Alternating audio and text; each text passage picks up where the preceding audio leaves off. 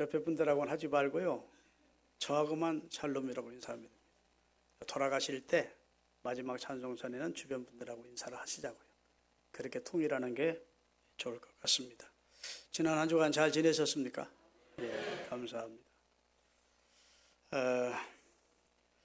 오늘 본문에 의지해서 하나님의 은혜를 입은 자로 살자, 그런 제목입니다. 여러분, 우리 기독교인이 가장 많이 사용하는 단어 가운데 하나가 은혜일 겁니다. 은혜. 그래서 성경의 제일 첫 번째 은혜란 말이 등장하는 곳이 오늘 본문입니다.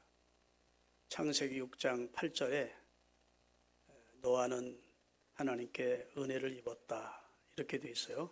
여기 처음 은혜라는 말이 등장이 됩니다. 은혜라는 말은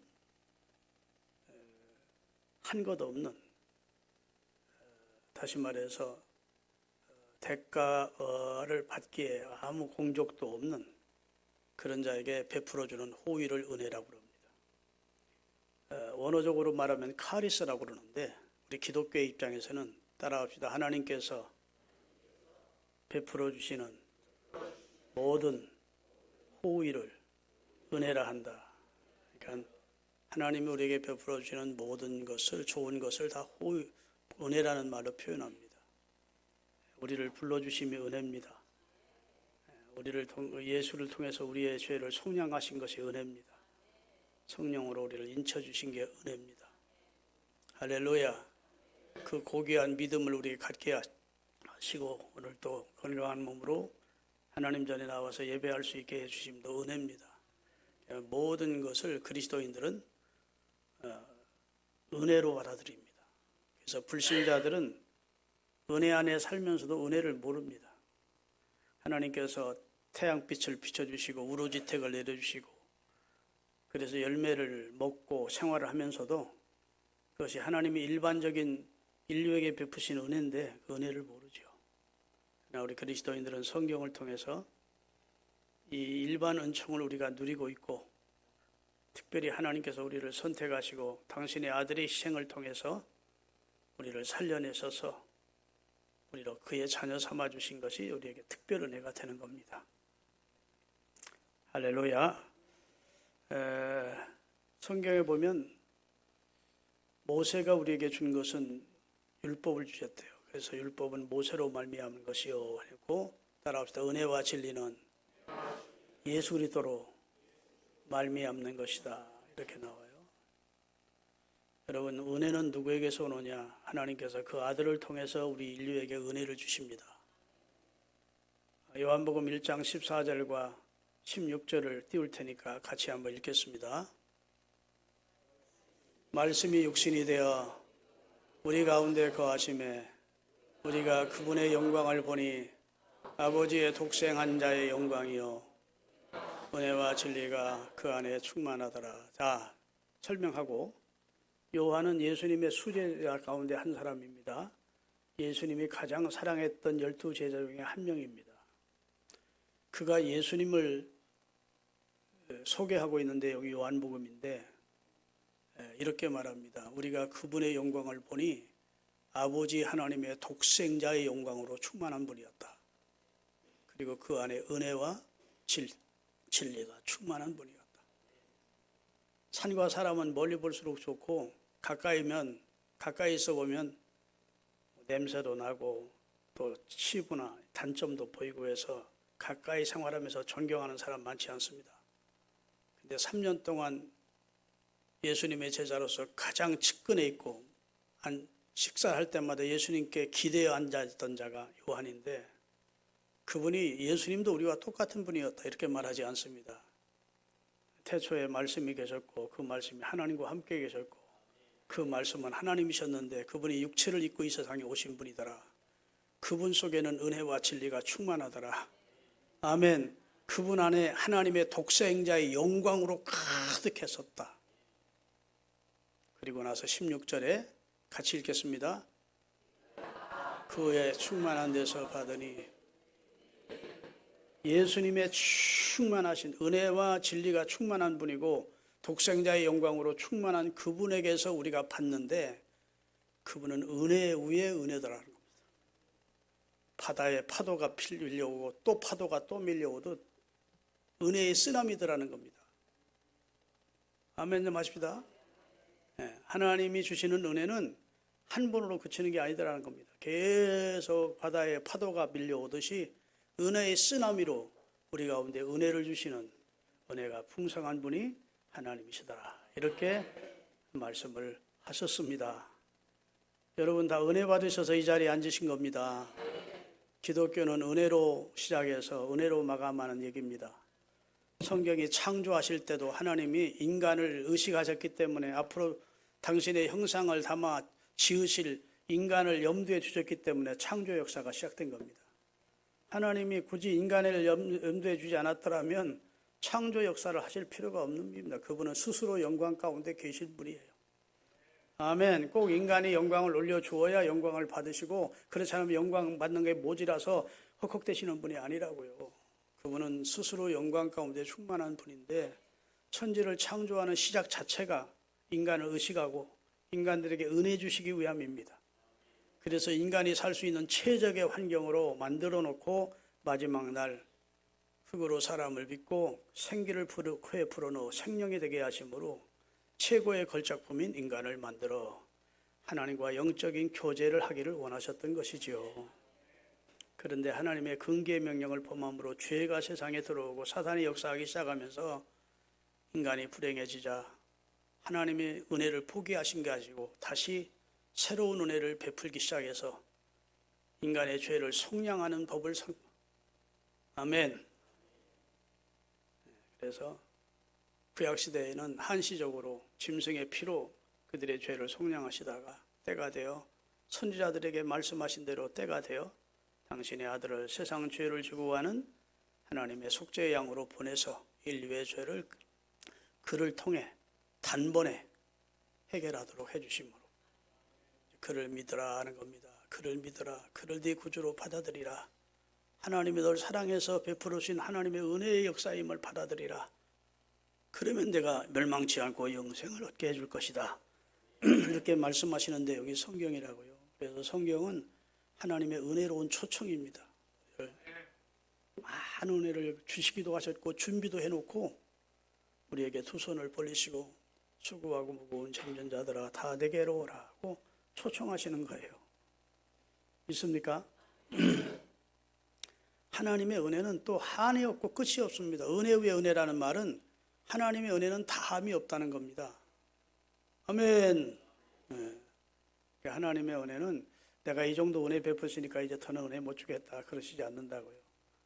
하나님은 하나님의 선한 일을 이루시고 그리고 아유 난 이제 지쳐서 못하겠다 그러시지 않는다고요. 하나님은 한없는 은혜를 준비해 놓고 우리를 대하십니다.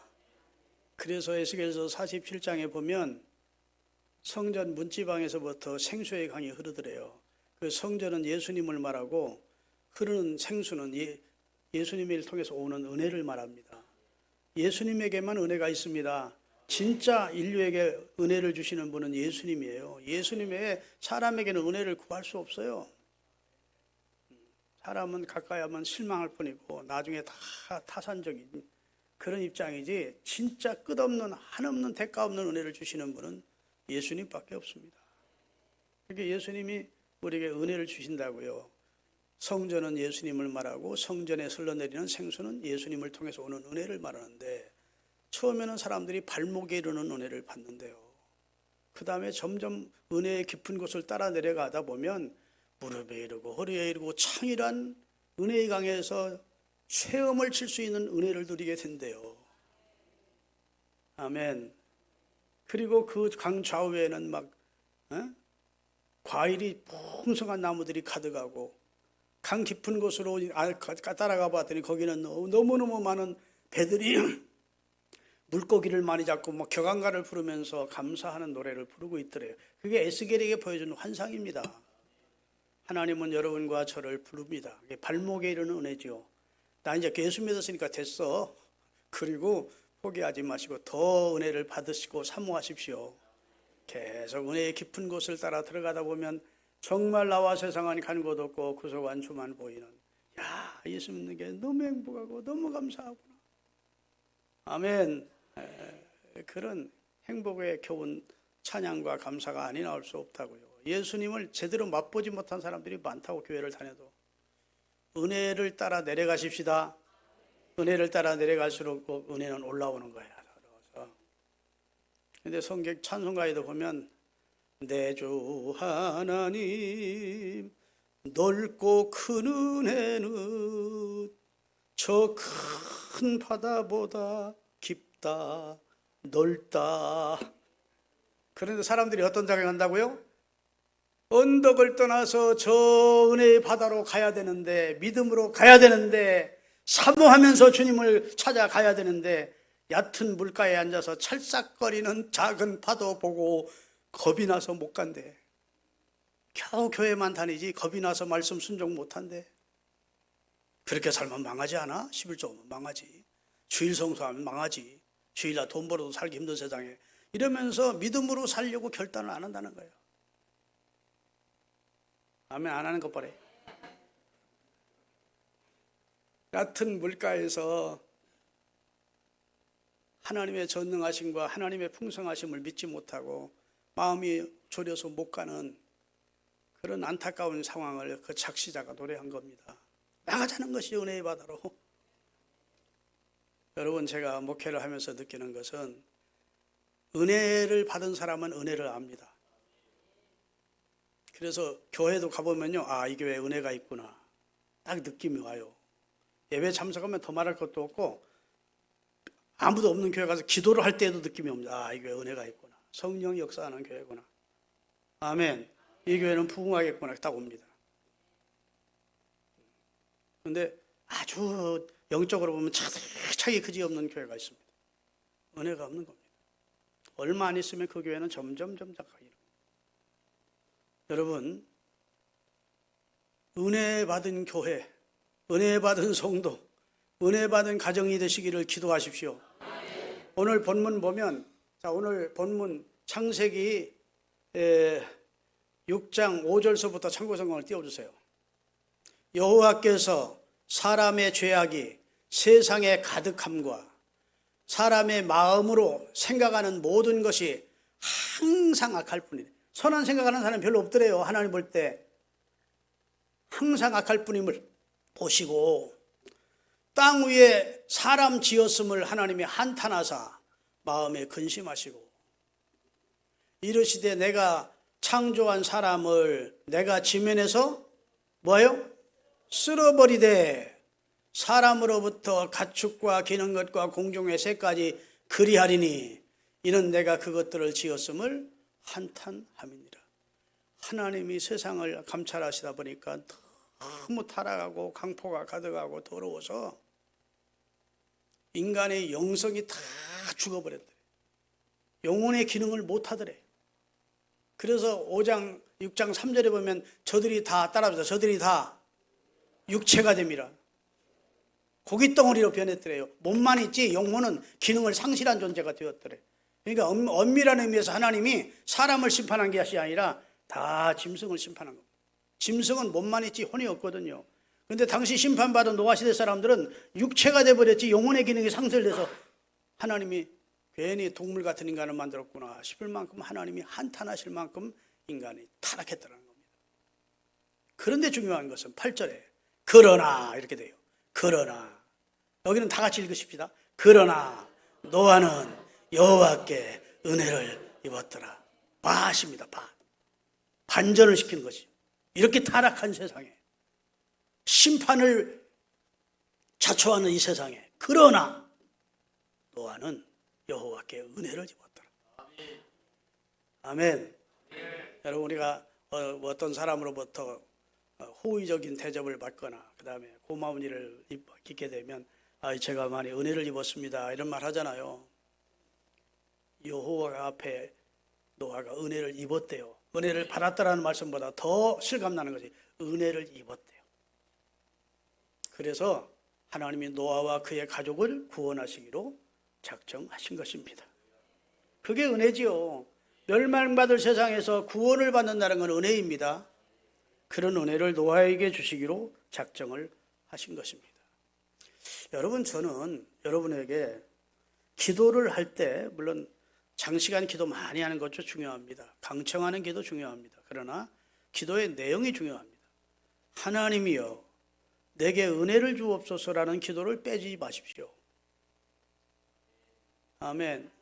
하나님 내 자식 아무개에게, 내 자식 둘째 아무개에게, 내 자식 셋째 아무개에게 은혜를 주십시오. 기도 빼지 마십시오. 은혜가 임하면 망하지 않습니다. 뭐 구체적으로 뭐 하나님 어떻게 해주시고 직장은 어떻게 해주시고 이렇게 할 거 없어요. 단 한마디면 됩니다. 하나님 제 아들에게 은혜 주세요. 제 손주에게 은혜 주세요. 제 며느리에게 은혜 주세요. 우리 가정에 은혜를 주십시오. 은혜 입으면 형통이야. 아멘. 교회도요, 은혜가 충만한 교회는 절로 부흥합니다. 아멘. 여러분 교회 외에 기도할 때 우리 양주시는 교회가 은혜가 충만한 교회가 되더라고. 기도하셔야 됩니다. 은혜 충만하면요 더 부흥되지 말라고 교회 문 가로막고 있어도 들어와. 많이도 들어오고 저희 들어오고. 은혜를 사모하는 사람들이, 여러분 제가 살던 천호동 강동구에 가면 보훈병원 옆에 아주 좋은 생수가 나는 곳이 있었습니다. 제가 초기 개척할 때 지금부터 39년 전만 하더라도 막 사람이 엄청나게 몰렸습니다. 줄 서가지고 그 생수 받아가지고 오려고 줄을 쭉 섰었다고. 한 20년 지나니까 사람들이 물이 생수가 아니고 이제는 물이 오염됐다 소문이 쫙 퍼지는 거예요. 한 사람도 안 갑니다. 야, 소문 빠르더라고. 여러분 양주신흥교회 생수가 있어. 거기에 은혜가 있어 하면 소문 못 들어서 그래 오게 돼 있어. 근데 그렇게 되려면 어떻게 무슨 기도를 해야 된다고 성도들이? 우리 교회 은혜 충만한 교회 되게 해달라고. 목사님의 설교가 생수의 강처럼 은혜가 넘치게 해달라고. 하나님이 은혜 주시면 부흥해요. 그런데 은혜가 없이 인간의 수단 방법 그냥 어떤 인위적인 노력 그다음에 의지적인 어떤 야심 야망 가지고 하면 될 것 같아도 안 돼. 은혜입니다. 여러분 가정 위에서도 가정에 은혜 주시기를 구하시고, 할렐루야. 근데 오늘 본문 보면 노아의 가정에 하나님이 은혜를 베풀었대. 딱 1시간에 마치기로 했는데 이거 오늘 자신 없네. 자, 노아가 어떻게 은혜를 입었는지 보십시다. 하나님께서 노아에게 말씀하십니다. 내가 세상을 심판하겠다. 그러고서 고페르나무라고 하는, 우리나라 성경은 잣나무로 되어 있지만 고페르나무라고 하는 그 이탈리아 측백나무가 있습니다. 한 30m까지 자란다고 그래요. 그 나무를 베어다가 방주를 만들래. 조선소처럼 해변가에서 조선소 하나 만들어 놓고 조선소에서 방주만 하는 게 아니고 산 중턱에서 만들게 돼 있는 겁니다. 그런데 길이가 134m, 넓이가 24m, 높이가 15m의 방주입니다. 이렇게 배가 아니고 사방방자. 그 하나님이 식양을 가르쳐 준 거예요. 그러니까 산 중턱에 거대한 배가 하나 만들어지는 겁니다. 여러분 상식 있는 인간들이 볼 때는 노아 저거 또라일세. 아니 배를 왜 바닷가에서도 안 만들고 이 뜨거운 태양볕에 있는데 무슨 하나님이 홍수로 심판한다고 가족들 다 데리고 저런 미친 짓을 해 하고 비아냥안거리는 사람이 없었을 겁니다. 그때 사람들이 강포에 가득했고 불신으로 가득했고 폭력과 그 다음에 음란으로 가득했던 세상이 노아를 좋게 봤겠습니까? 얼마나 비난했겠습니까? 그런데 노아의 집이 은혜를 입었다는 표징은, 따라합시다. 노아의 가정은 은혜가 충만한 교회를 예표한다. 여러분 노아의 가정은 영적 순리 내지 은혜가 충만한 가정이었습니다. 거역하는 자가 한 사람도 없었다는 거예요. 그게 특징입니다. 아니 아버지가 어느 날 야, 산 중턱에다가 이렇게 배를 만들자. 측백나무로. 그러면 새 아들이, 새 며느리가, 부인이 여보 미쳤어? 이렇게 거역하는 사람이 나와야 하는데 하나도 거역하는 자가 없었다. 이게 노아에게 하나님이 베푸신 은혜입니다. 할렐루야. 아니, 직접 계시를 받은 분은 누굽니까? 하나님 앞에 직접 계시를 받은 사람은 노아 8식구가 다 있는 자리에서 하나님이 말씀한 게 아니에요. 노아에게만 말씀하셨고, 노아가 간접 계시로 가족들을 모아놓고 하나님이 이렇게 하시란다. 그래야 임박한 심판에서 우리가 구원을 받는단다 했더니 말 같지도 않은 말씀하지 마세요. 그렇게 거부하는 자녀나 며느리나 부인이 없었다는 거. 참, 목회 잘한 것 같아. 노아 목사님이 목회를 잘했어. 교인들 가운데 거역하는 사람이 자꾸 생기면 목사님이 그 거역하는 사람 손가락질 하지 말고 욕하지 말고 본인을 봐야 돼요. 아, 내가 은혜가 떨어졌구나. 아멘. 아, 나를 하나님이 깨닫게 하시려고 내가 은혜가 부족하다는 걸 깨닫게 하시는구나. 그 자신을 보고 하나님의 은혜를 구하면 그 거역하던 자가 나중에 순종하는 자로 바뀌어져요. 아멘. 여러분, 우리가 신앙생활 할 때 절대로 하나님의 말씀 앞에 거역자가 되지 않기를 바랍니다. 직접 받은 계시가 아니라도 간접 계시를 통하든지 성경에 하나님의 사람들을 통해서 우리에게 주신 계시라든지 하나님의 말씀은 거역할 말씀이 없어요.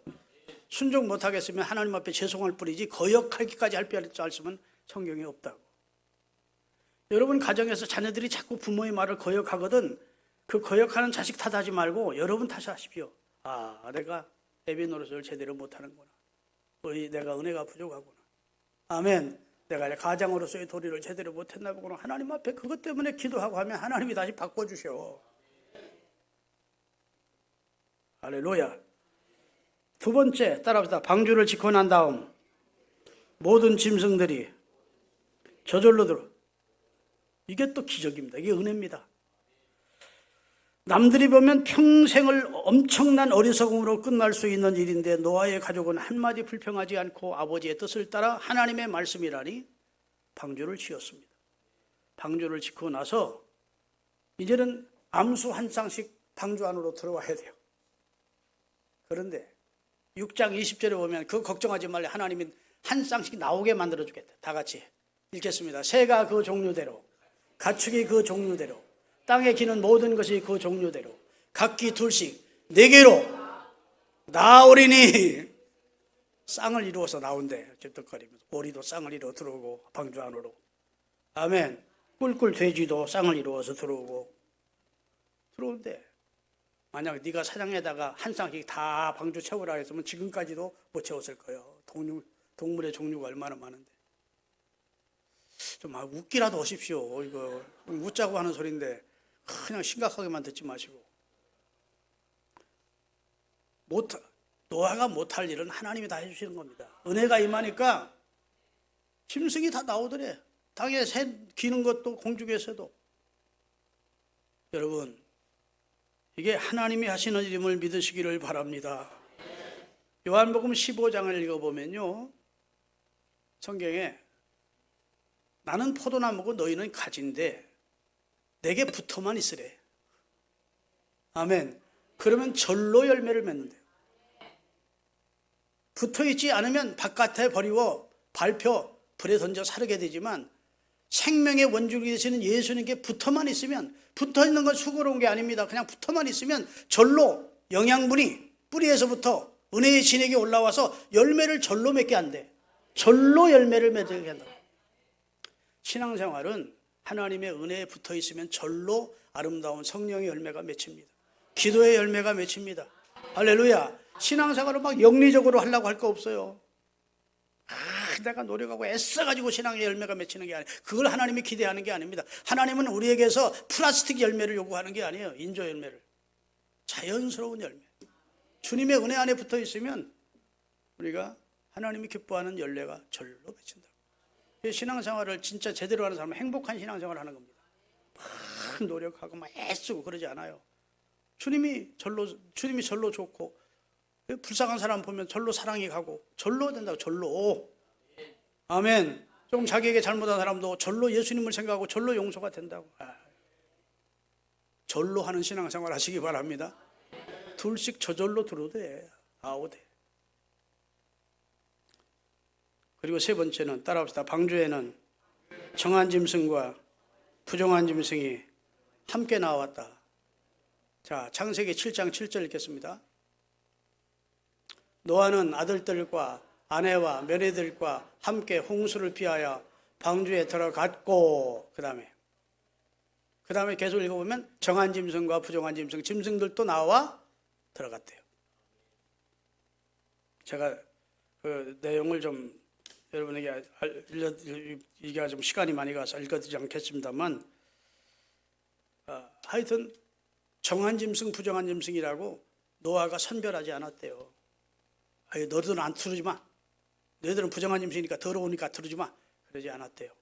인간이 정한 짐승과 부정한 짐승을 판단하거나 거부하거나 하지 않았대요. 하나님이 나오게 하시면 다 들여보냈대요. 교회가요, 부흥되는 교회는 누구도 차별하지 말아야 돼요.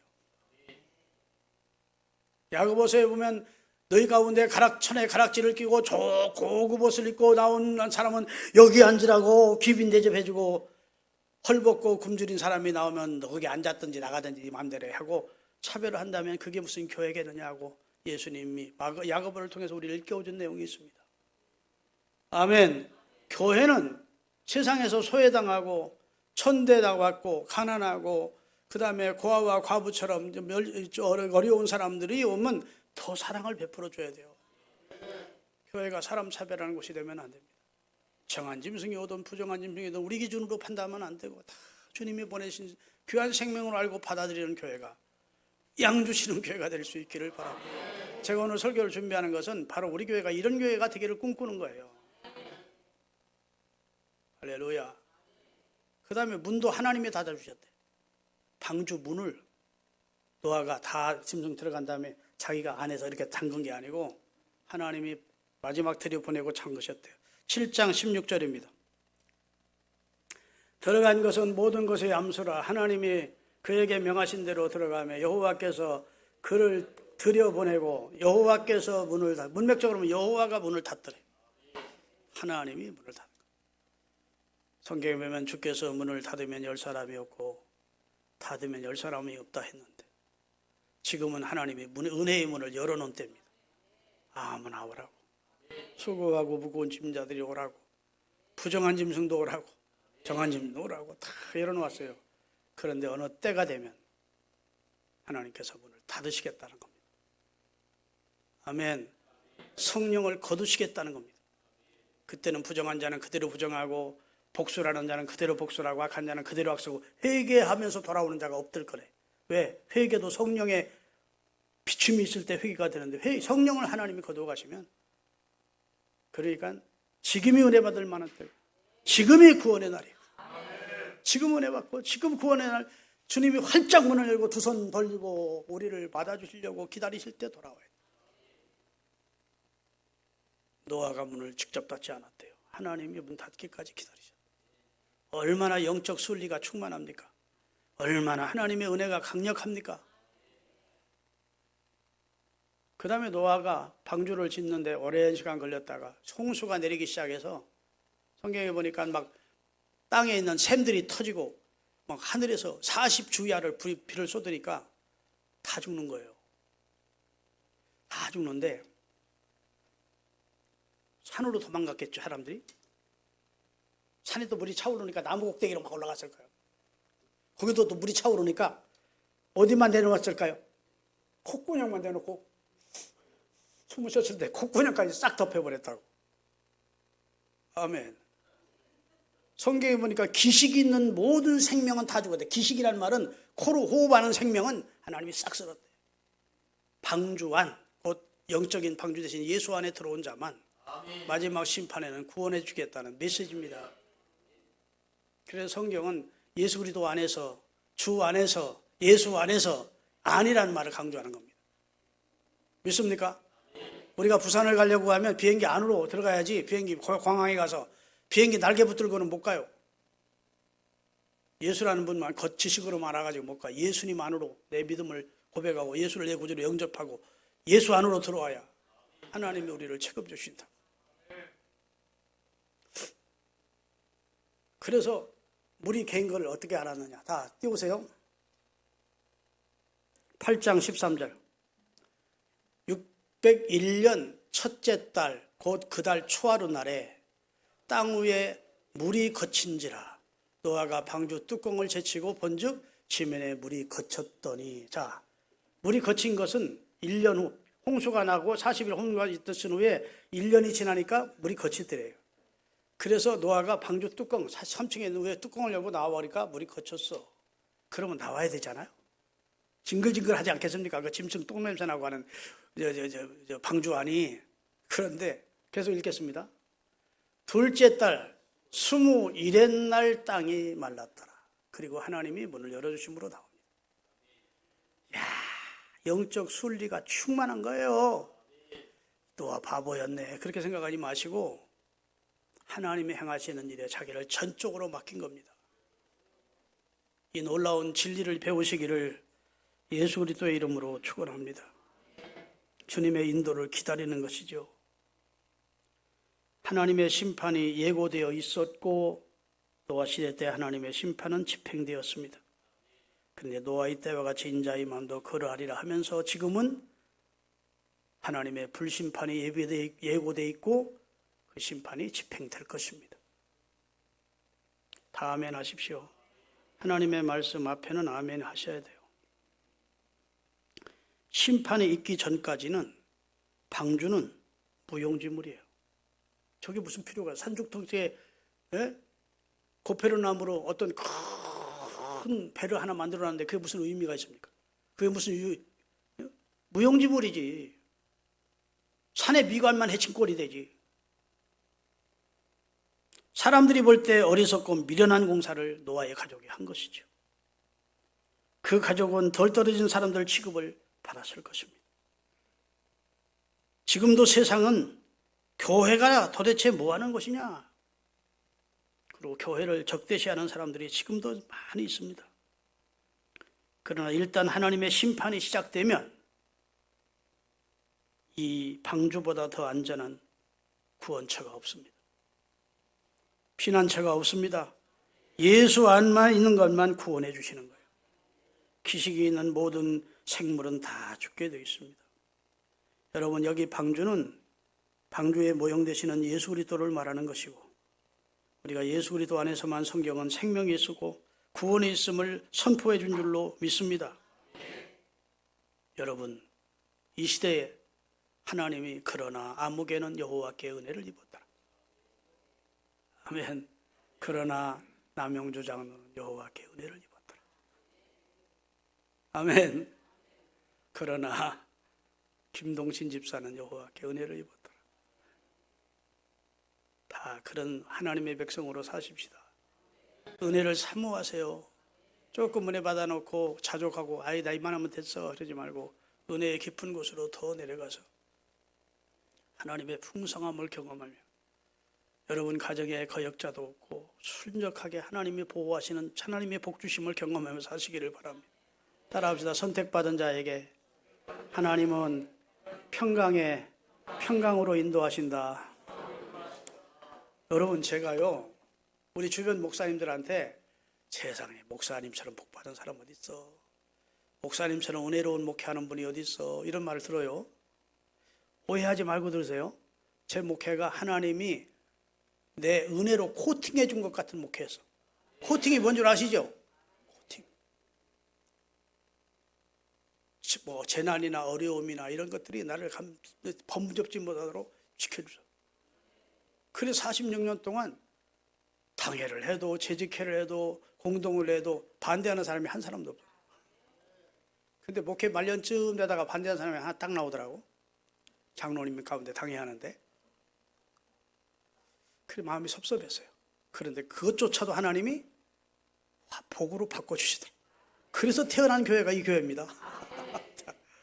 내 일생 자체가 여호와께서 노아에게 은혜를 입혔더라 한 것처럼 그러나 김철중이는 여호와께 은혜를 입었더라. 이 말씀은 여러분 이름 넣어서 다 한번 해보고 마지막이겠습니다. 다 같이 그러나 여러분 이름 넣어야 돼요. 김철중이는 여호와께 은혜를 입었더라. 그런 생애가 되시기를 축원합니다. 기도하겠습니다. 거룩하신 주님, 교회가 무엇인지, 방주가 어떤 의미가 있는지, 하나님께 이 은혜를 입은 자는 어떻게 하나님의 은총을 베풀어 주는지 말씀을 통해서 은혜 받게 하시니 감사합니다. 우리 교회가 여호와께 은혜를 입은 교회가 되게 하옵소서. 사랑하는 우리 성도들의 가정가정이 다 여호와께 은혜